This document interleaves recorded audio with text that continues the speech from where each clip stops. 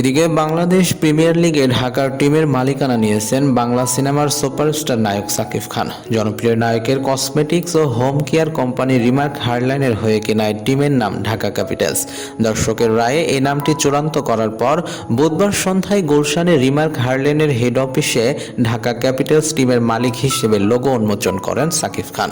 তিনি বলেন, আসন্ন বিপিএলে আমাদের টিমের নাম সাজেস্ট করতে দেশ বিদেশে আমার ভালোবাসার মানুষ এবং ক্রিকেট প্রেমী অনেক রেসপন্স দিয়েছেন, যা দেখে সত্যি উচ্ছ্বসিত হয়েছি। তাই সবার মতামতকে প্রাধান্য দিয়ে আমাদের টিমের নাম চূড়ান্ত করা হয়েছে ঢাকা ক্যাপিটালস।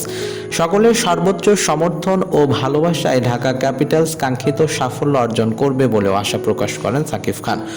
উল্লেখ্য, বিশ্বব্যাপী জনপ্রিয় ইন্ডিয়ান প্রিমিয়ার লিগে শাহরুখ খান, প্রীতি জিনতা, জুহি চাওলা, শিল্পা শেট্টির মতো তারকা বিভিন্ন দলের মালিকানায় ছিলেন।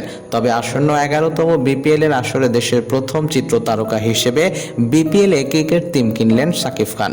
এ বিষয়ে ক্রিকেট প্রেমী ও ক্রিকেট সংশ্লিষ্টরা বেশ ইতিবাচকভাবে দেখছেন। ফলে ইতোমধ্যে দর্শকদের মধ্যে ঢাকা ক্যাপিটালস নিয়ে বাড়তি আগ্রহ তৈরি হয়েছে।